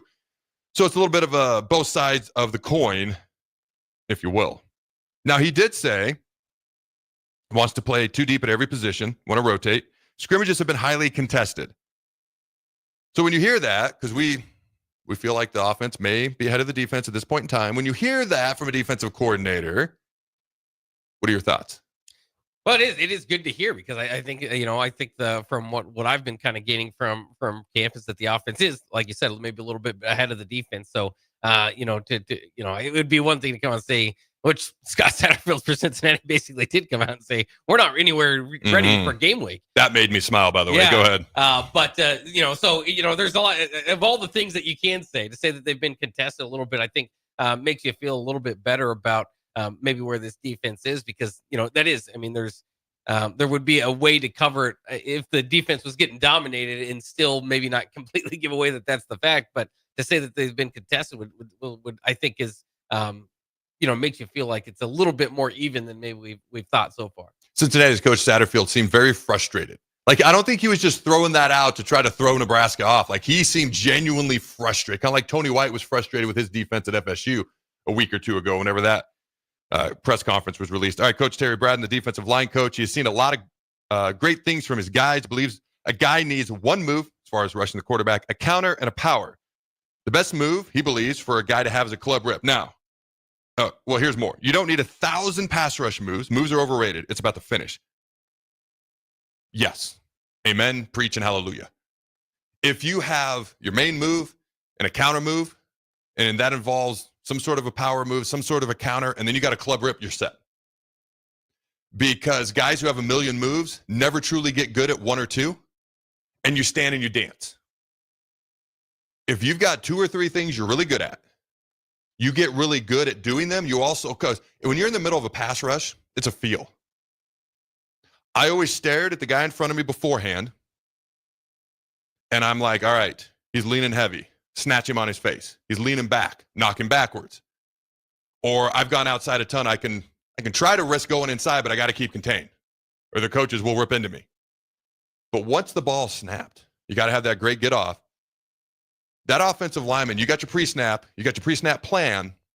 You're flying off the ball. You're trying to beat him off the ball and get that advantage on him into the backfield. But once you engage, a lot of it is feel. Where are his hands? Where is his weight? When you're leaning on each other, do you have the initial advantage of the power contact, or does he, or are you stalemated? If you're stalemated, that's the toughest thing for a defensive lineman, because now you got to decide what to do. If he's leaning heavy, something Richie Incognito taught me when I was a redshirt freshman going against him in the spring, I was actually knocking him backwards on run plays of all things. And then I fly off the ball, I start to knock him backwards. The next thing I know, my face is in the turf and there's black beads all over. And I'm like, what the heck just happened? And then he did it the next play. And I'm like, what is it? I watched the film. He was feeling my weight. And being so young, I was putting everything I had into trying to not get knocked back. And so he felt that. He just threw me on my face. He went and blocked the linebacker because I was out of the equation. Now the linebacker's in trouble. And I watched that, and I felt that. I watched that tape, and I learned from that. And that became one of my favorite things to do. Because I would bowl you to start. I'd usually try to set it up with a bowl because my strength, no pun intended, was my strength. And then as soon as you start to lean ahead, I was going to snatch you on your face. And then he's right about the rip. The swim is a great move. The problem is if you get caught with your hand in the air, they got you. If you get caught in a rip, you can still fight your way out of it. In fact, you can counter with a swim over the top, a swim move. And then he nailed it. I'm going to read it again. Moves are overrated. Not that you shouldn't have any, but 1,000 moves are overrated. It's about the finish. Most guys, if you're a high sack guy, you're a guy that finishes well. If you're a guy that had 1 year where you had 8 sacks and the next year you have 4, the first thing I'm gonna wonder about is, did you finish plays well? Or did you just get sacks when you could beat a guy initially and it was done? Because eventually they're going to do things to chip with the back. They're going to slide the protection. They're going to keep the tight end in. They're going to do things, if you're a high sack guy, to counter you. Well, then it becomes about the finish because you're not going to beat them initially as much because they've game planned and adjusted for you. So if you continue to be a high sack guy, it's about how you finish the plays because you may not beat them initially. And this takes effort. This takes endurance. This takes willing to be exhausted beyond what is Bob Diaco, reasonably reasonable. Are you willing to do that? Guys who are consistently high sack guys usually have good get off, usually have good moves, but the finish is out of this world. I love everything he said here because I agree with it. Loves it, Nebraska, loves football, and says it's a special place. All right, Jalen George is an energy giver. I've heard this guy's been just busting his butt, working hard. Same with Jameer Khan, the FCS guys, so to speak. Says Williams Waneri is buying in, and he has a high ceiling. It's his job as a coach to get him to that ceiling. We all know he has a high ceiling. Sounds like there's a learning process, and Coach Braden is embracing that coaching and learning process with a very talented player. Says Riley Van Poppel's one of the leaders in the room. Not a shocker. Now, he did emphasize how important getting a degree is to him. Elijah Judy, the first member to get a degree in his family. So Coach mentioned that his brother was killed at the age of 17, 30 feet from their house. He really emphasizes guys getting their degrees. Says nobody can take away that piece of paper from you and what that represents. Get the degree because football can be over in a couple years. So much truth to that. Let me ask you, have you heard, and we don't watch every press conference from every coach across America, but we keep an eye on a lot of things. Have you heard of another coach or coaching staff talk about getting a degree or academics at all recently? Not too recently, but again, that stuff that's not the clips that are usually shared. I love it. All right. Coach says he has a picture of Elijah Judy with his degree in his office because that's what it's all about. He is so proud of him. It's very special for him to be talking about the first game of the year now, going back to Arrowhead. Obviously, he was an assistant D-line coach there for a very long time, part of 3 Super Bowl championship teams, more Super Bowl teams during his time with Kansas City. Oh, and apparently he's a big Gates guy if you're going to Kansas City when it comes to barbecue. Big Gates guy. I don't know if you caught that. Good choice. Big Gates. You got any thoughts before we move on to Coach Phil Simpson here? Yeah, Gates Barbecue is fantastic. But that's my big takeaway as well. Yeah. Go ahead. I was just going to ask you because I could see obviously it was got kind of a fire in your eye, a passion for you. How many moves did you have at the beginning of your career compared to the end, and how much was it more like you were saying strengthening the moves you did have rather than adding moves to the table? I mean, you could argue I had none when I got here. The move I had when I got here, I was going to try to beat you off the ball. Very good first step was one of my strengths. And I was just going to try to knock you backwards. That's all I had. You got to keep in mind, I didn't play defense until I was a senior in high school. I was a high school quarterback. So I was just all about trying to beat you off the ball. And if that didn't work, I was going to try to run you over. And that was all I had. That was all I had, dude. And then I discovered the snatch after Richie embarrassed me. By the way, it's 9-on-7 drills. So there's not even a pass play as an option. Like 9-on-7 is all run plays that he did that to me in.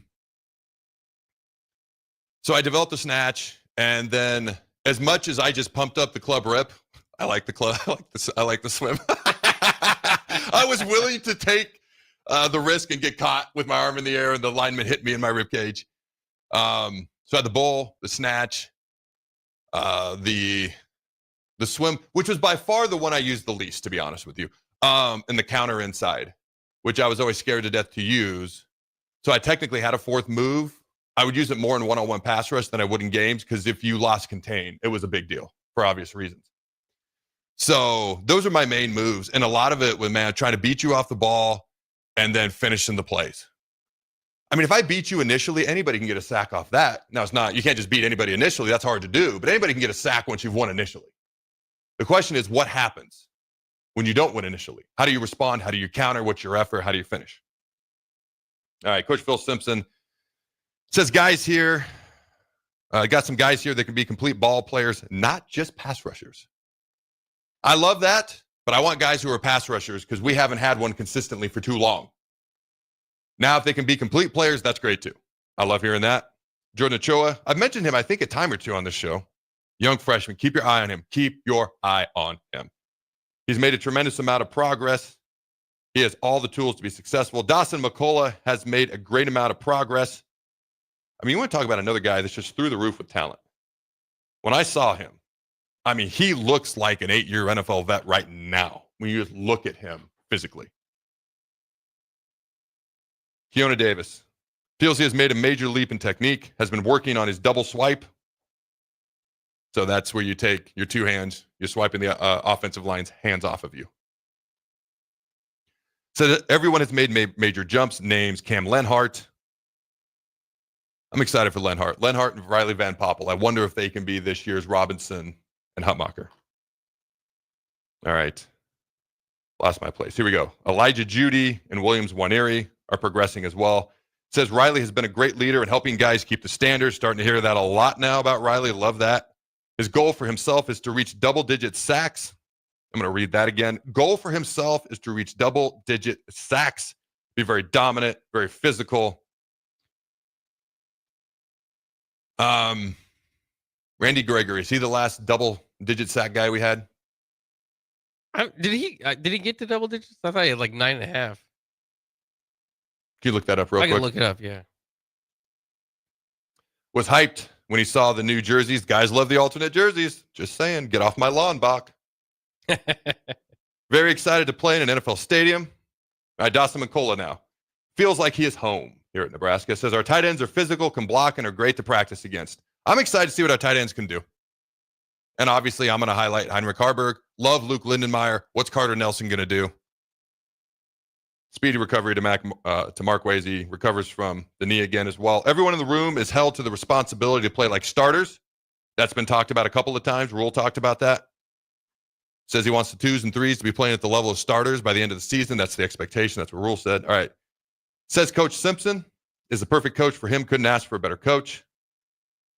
He did not put his personal goals out there, but the goal when it comes to the team is to go undefeated. I know people may smirk or laugh at that, but basically, if your goal isn't to win every game, you're basically saying, hey, we're going to lose, and that's a goal, and that's okay. So I get it.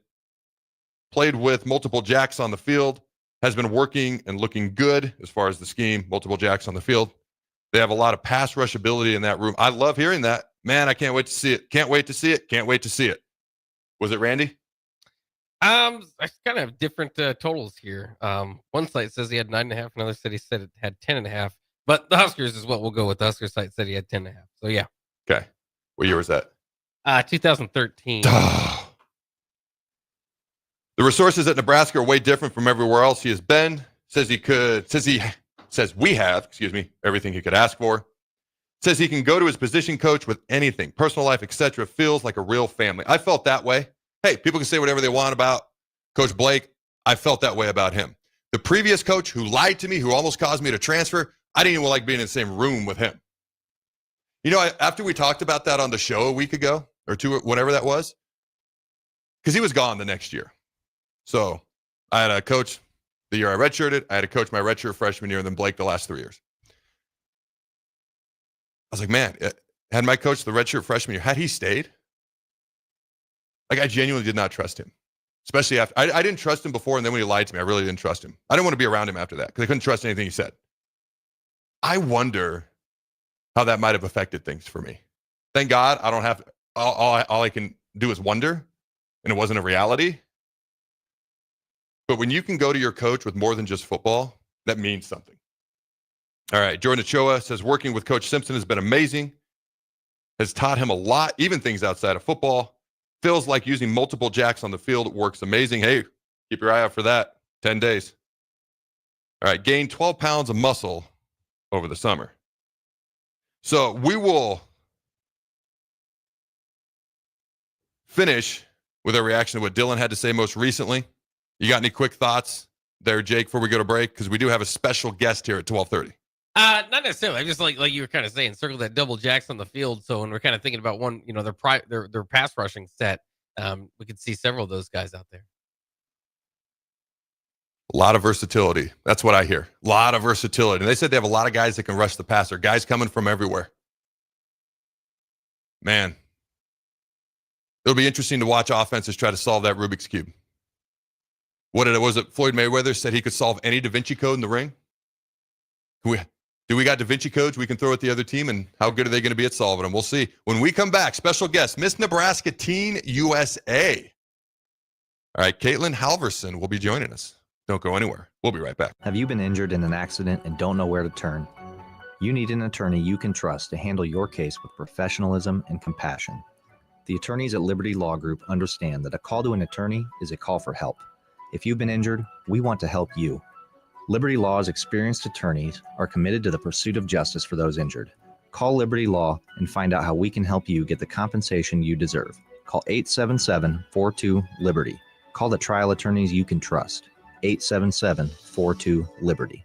Mike, I've been thinking our house could really use a makeover. How about new siding? I've been thinking the same thing. Have you heard of James Hardy? Yes. Sarah down the street had roofing service company install James Hardy siding on their home, and they love it. Roofing service company does have great reviews. They took her through the design process and made everything super easy. Roofing service company offers expert design and installation. Couple that with James Hardy's durable products and variety of colors, you and your family will love your exterior remodel. Just visit roofingservicecompany.com.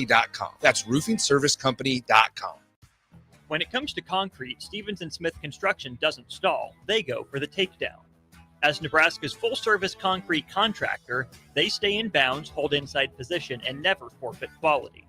Whether it's foundations, flatwork, or concrete coatings, they elevate performance and pin down results that win every time.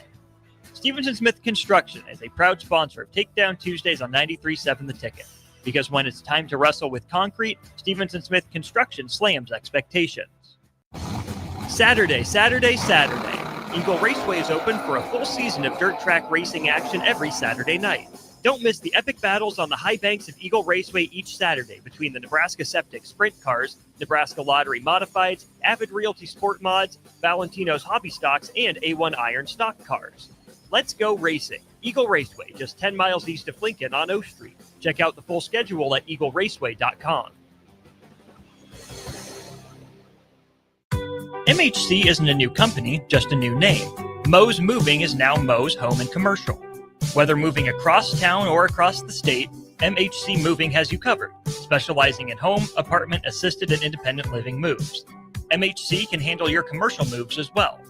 MHC Moving has 0 hidden fees. You'll never pay for same-day booking or be charged for stairs, heavy items, or elevator fees.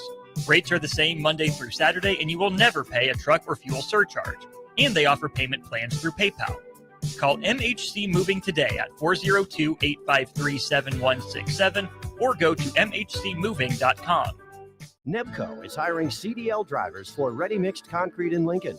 With 3 plants across the city, there are plenty of opportunities to start or grow your driving career. They offer great pay, medical and retirement benefits, paid time off, and they cover the cost of CDL training. Apply today and receive a $2,500 hiring bonus. Since 1908, it's the employees that have formed the company's solid foundation. Start your career today with ready-mixed concrete. Visit nebcoinc.com. That's nebcoinc.com. Make this your best football season yet with help from Limitless Mail. If you're struggling with low energy, muscle loss, brain fog, belly fat, mood swings, it's likely low testosterone, and Limitless Mail can fix that. We've helped over 100,000 men feel stronger, leaner, sharper, and more like themselves again. Don't sit on the sidelines this season. Take control. Book your free consult today at limitlessmail.com. That's limitlessmail.com.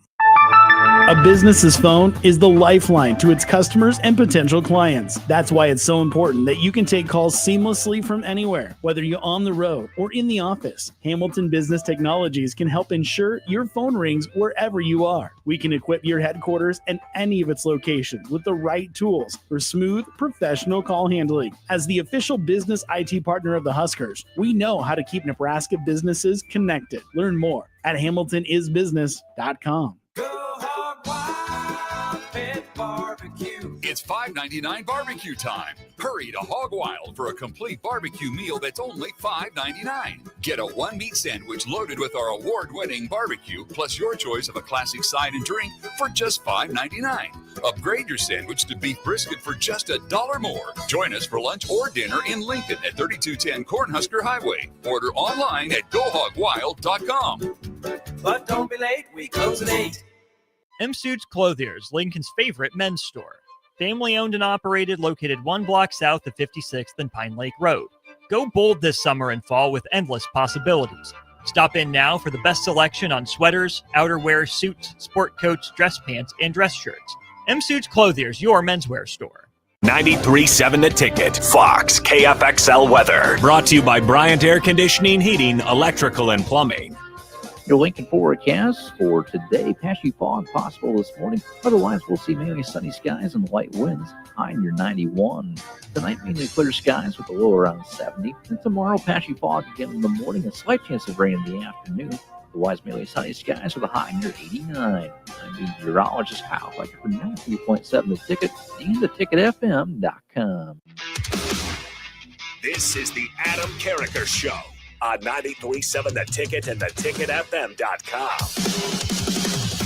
All right, ladies and gentlemen. Again, hour 2 of the Adam Carriker Show. Welcome back.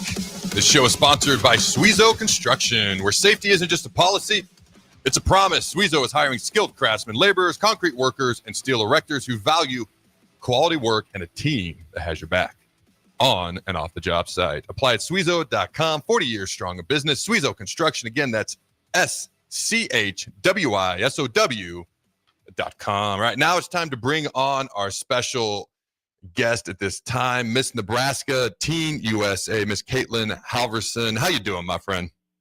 Good. How are you? I'm doing really good. I appreciate you taking the time to join us. So you and I actually met at the Storm Chasers game doing a signing and chatted a little bit, got to know each other a little bit. So you are actually still in high school, obviously Miss Teen USA. I believe you go to East High School. But what was it like, competing? You've been doing this for 3 years now, I believe, winning Miss Nebraska Teen USA. What was that process and that experience like for you? It was crazy. So at the time, I was a competitive cheerleader, which I was at the gym 2 to 3 days a week. So I really practiced around my schedule there. And then the 2 or 3 weeks leading up to the actual competition, I spent a lot of time at my coach's house in her basement, just walking through every routine, doing every little thing I could, even at lunch with my friend Sarah, who is actually watching me do this interview right now. She would ask me questions all the time. I would tell her my answer and I would critique myself so that I could be best prepared, because I wanted this title so bad. After 8 years of pageantry, this was the biggest title I had ever dreamed of and had ever wanted. Well, first of all, hello to Sarah. Thank you for watching. All right. Now, you recently just got your driver's license and you're 16. You're tied for the youngest person to ever win this. All right. You and one other, there was another 16-year-old. Was it a little bit intimidating doing something like this? Or is it like, nope, I'm just doing my thing and it's another day? What was that like?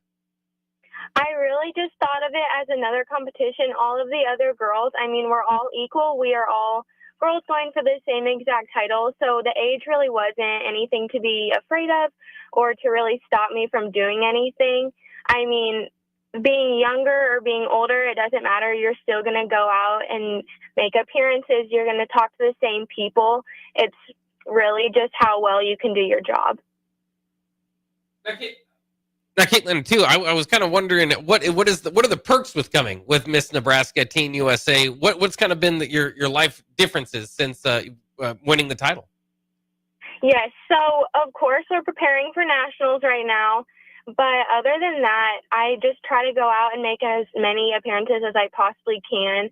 It's really eye-opening to see how many people really know what the USA system is all about and how big of a title this really is. But other than that, it has been such a fun experience. I have met some of my lifelong friends, and I know we're going to be lifelong friends because when we went to boot camp a few months ago, we nonstop talked. We talked so late into the night before we went home the next day because we knew we were going to miss each other so much. And other than that, the teachers, they all know that I'm the Miss Nebraska Teen USA. And there's, of course, no special treatment, and I don't want any special treatment. But it's just so fun walking around knowing that you get to represent the state for a year. So what are the preparations for, when is nationals, and what are the preparations for that like? So we actually don't know when nationals are going to be, unfortunately, but they should be in a few months here with a few states left to crown. But it's just like preparing for state. You just go out and you do even more. You want to prep even harder because this is the biggest stage and you only get one opportunity to win this title. So for me, I'm going to be drilling interview questions with coaches and with Lisa Dean, which is my main coach. And I actually had the opportunity a few months ago to go and pick out my dream gown for Teen USA. And then on top of that, I'll be working on my walking and just getting that perfected. Well, Jake works on his walking quite a bit. I know that as well. I'm sure. So there's a little bit of what's it like around the school now, the high school now, the little bit of a celebrity status, I would imagine. Obviously, you don't want special treatment, but what's that like, now that people know you're Miss Nebraska Teen USA, going to high school with that title? Yeah, so not too many people have come up to me or said anything. It's mainly girls, which to be expected. Actually, mainly in my English class, people have started to realize it, and the teacher came and talked to me yesterday about it because of my drag racing, and she saw that I had made a slide about me being a drag racer and also this pageant girl, so my two opposite sides there. But other than that, I mean, I was in the yearbook last year with my Miss, Audrey, who also went to East, so that was really fun and cool to see us in the back page of it on with a big picture and then an explanation of what we are and what this really means. So that feeds perfectly into my next question. I'm glad you brought up the drag racing because you were raised around kind of the roar of the engines and that type of competition, and you kind of found your second passion on the track. Racing is in your blood, so to speak. So tell folks the experience that you had growing up and it being in your blood, and you do a lot of racing now. Tell people about what that's like for you as well. Yes. So I love going to the racetrack.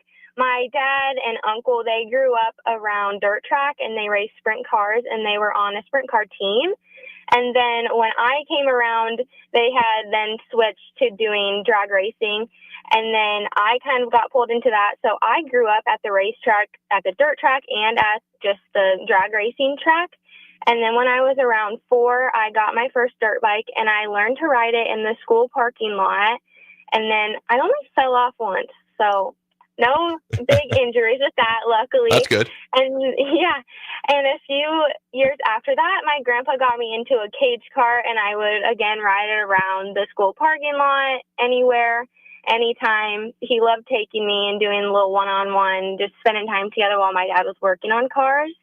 And then the only reason I learned how to ride a bike without training wheels was because my grandpa told me if I could learn how to do it without them, he would get me a four-wheeler. So soon enough, when I was 7 years old, I had a four-wheeler, a red four-wheeler. I actually still have it and still ride it around sometimes. And then the whole reason I myself got into junior dragsters was because my brother saw this movie on Erica Enders, which she turned out to be my role model. But it was about her racing career and how she got into it. She was a trailblazer for the drag racing community and girls in junior dragsters, because girls in a male-dominated sport, especially drag racing, was very unlikely. So I went to my dad and I asked him, I was like, this is really interesting to me. I would love to try it out. And at the end of 6th grade, he surprised me with a road trip to Wisconsin in Green Bay. And we picked up my first junior dragster.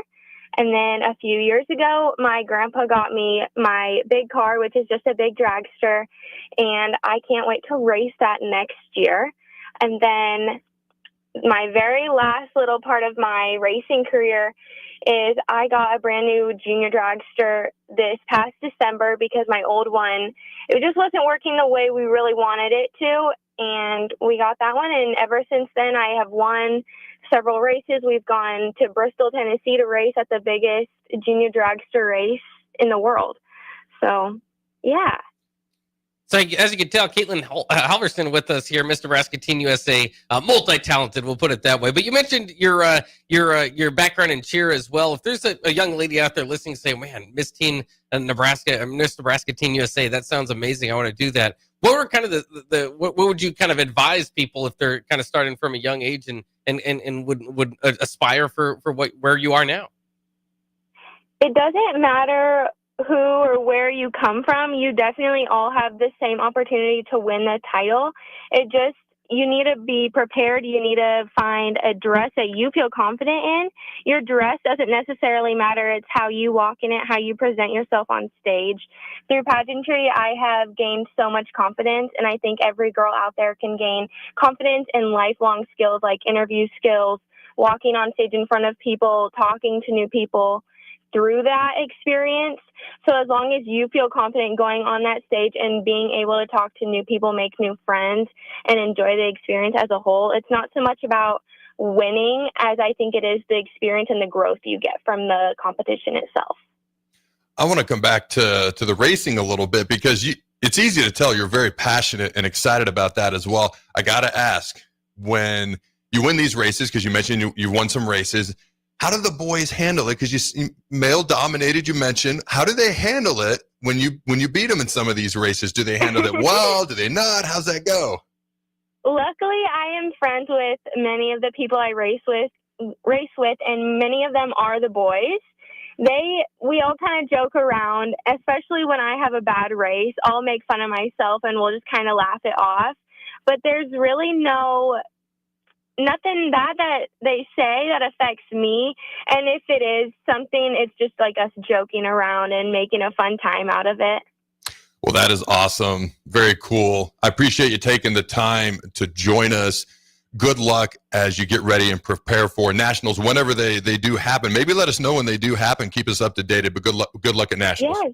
Thank you so much. All right. Thank you. Have a great day. Ladies and gentlemen, don't go anywhere. We'll be right back. There are great Mexican restaurants all over town, but there is one that is especially worth the drive from any part of town. Tacos Los Hermanos at 70th and Havelock. Cool off this summer with a delicious horchata or other special drinks, and grab one of their famous taco boxes for a group of friends or coworkers to enjoy, full of birria tacos and many other options. Don't forget their great desserts like tres leches, flan, and cheesecake. Get to Tacos Los Hermanos for lunch or dinner today at 70th and Havelock in Lincoln. Have you been injured in an accident and don't know where to turn? You need an attorney you can trust to handle your case with professionalism and compassion. The attorneys at Liberty Law Group understand that a call to an attorney is a call for help. If you've been injured, we want to help you. Liberty Law's experienced attorneys are committed to the pursuit of justice for those injured. Call Liberty Law and find out how we can help you get the compensation you deserve. Call 877-42-LIBERTY. Call the trial attorneys you can trust. 877-42-LIBERTY. MHC isn't a new company, just a new name. Moe's Moving is now Moe's Home and Commercial. Whether moving across town or across the state, MHC Moving has you covered, specializing in home, apartment, assisted, and independent living moves. MHC can handle your commercial moves as well. MHC Moving has 0 hidden fees. You'll never pay for same-day booking or be charged for stairs, heavy items, or elevator fees. Rates are the same Monday through Saturday, and you will never pay a truck or fuel surcharge. And they offer payment plans through PayPal. Call MHC Moving today at 402-853-7167 or go to mhcmoving.com. Hi, Sean Callahan here for Koppel Chevrolet GMC. This month kicks off Koppel's 50th anniversary sale. We're celebrating 50 years by offering an additional $500 discount to the next 100 customers that buy a new vehicle. This is in addition to the huge savings already in place. You can take an extra $500 off our discounted price, or we can cut you a check on the spot. Celebrate with savings and see why customers have trusted Koppel since 1975. It's our way of saying thank you for all these years. Keep summer green with Judson Bylene and Judson Irrigation. More than 40 years ago, Judson Irrigation started taking in orphans. Lawn sprinkler systems installed by a quickie, cheapy summer job, install them and forget them outfit, long forgotten. Call Judson Irrigation. They'll never forget you. Keep summer green. Call Judson Irrigation 402-420-6277 or judsonirrigation.com.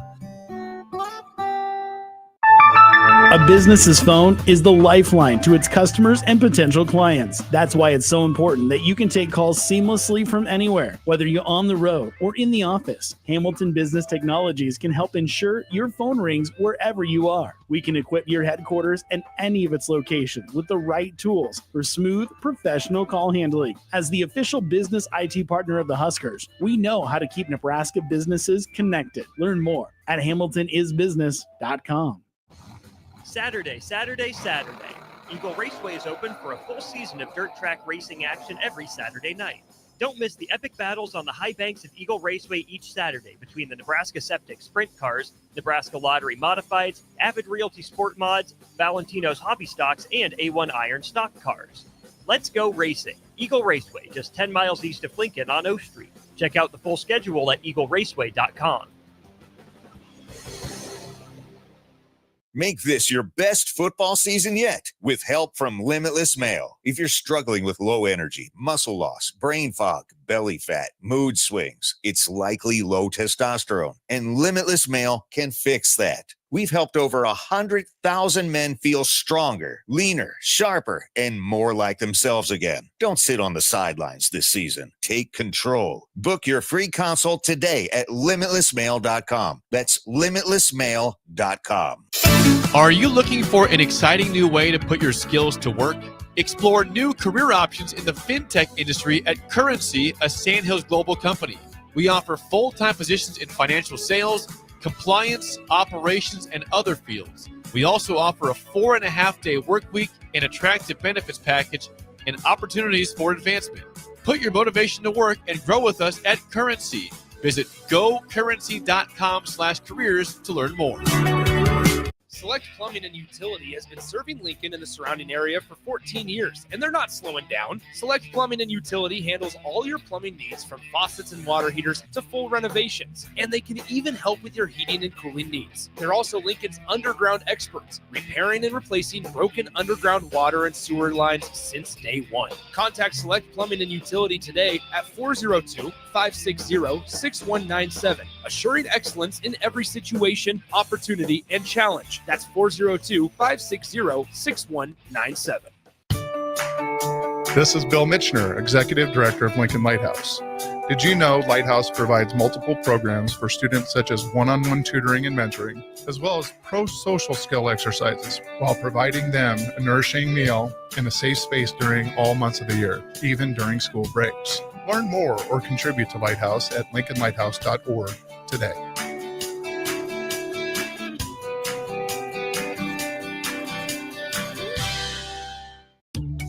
Are you ready for a new opportunity? Check out Sandhills Global. Join a dynamic team where your skills are valued and your career can soar. We offer full-time positions with a 4.5-day work week, competitive pay, excellent benefits, and a positive work environment.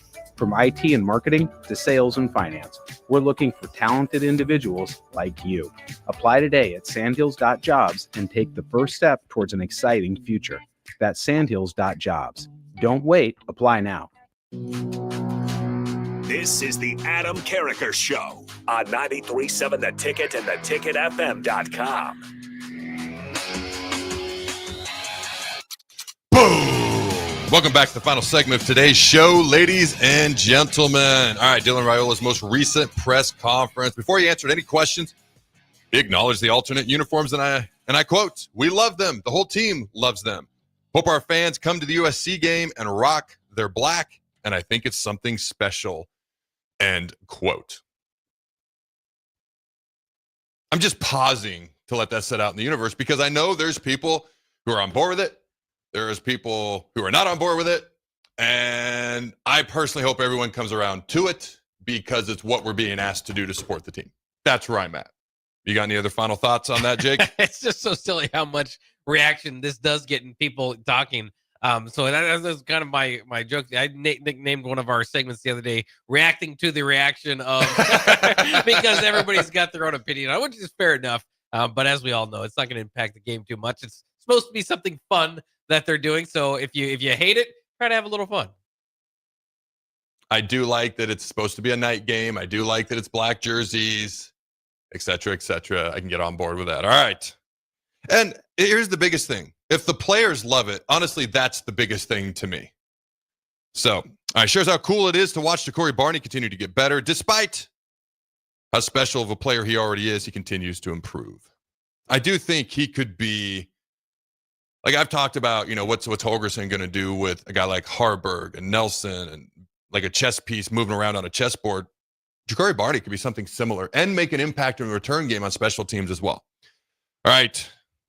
Said an area he's grown the most since last season is his overall command of the offense. And I quote, "I feel comfortable right now," end quote.